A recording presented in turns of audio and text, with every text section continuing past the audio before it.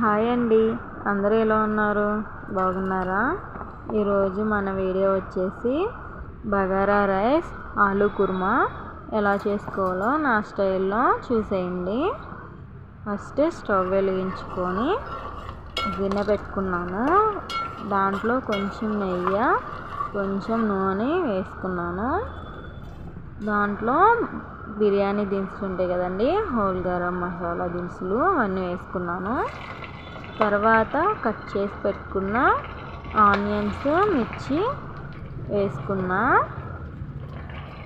అవి కొంచెం ఫ్రై అవ్వాలి. ఒక 2 మినిట్స్ అయితే సరిపోతుంది. 2 మినిట్స్ అట్లా కలుపుకొని కొంచెం మగ్గినాక కట్ చేసుకున్న టమాటో ముక్కలు వేసుకోవాలి.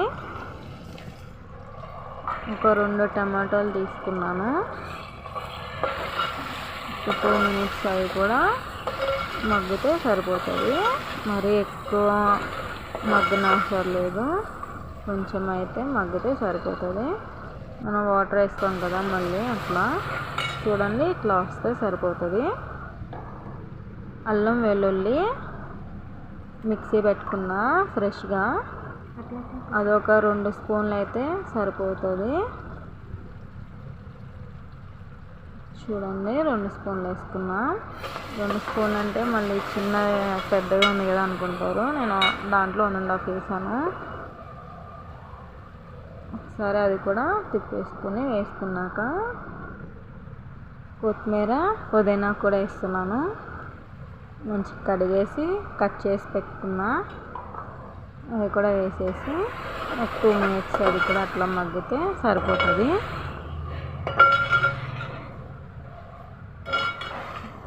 ఇట్లా మగ్గితే సరిపోద్ది. అమ్మటే మనం కొత్తిమీర పుదీనా వేసింగానే ఇట్లా మగ్గిపోతుంది. మగ్గిపోయినాక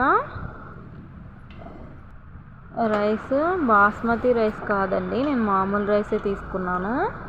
అవి ఒక 1/2 అవర్ ముందలే కడిగేసి పెట్టుకున్నాను, నానబెట్టుకున్నా. అవి కూడా వేసేసాను. మొత్తం మగ్గిపోయినాయి కదా, రైస్ కూడా వేసేసి ఒక 2 మినిట్స్ అట్లా కలుపుకున్నా. తర్వాత వాటర్ పోసుకుంటున్నానండి. నేను 2.5 గ్లాసులు రైస్ తీసుకున్నా. దాంట్లోకి 4.5 గ్లాసులు వాటర్ తీసుకున్నా, సరిపోతుంది. తర్వాత సరిపోయినంత సాల్ట్ వేసుకున్నాను. చూడండి, ఇట్లా మంచిగా పలుకులుగా వస్తుందో అంటుకోకుండా.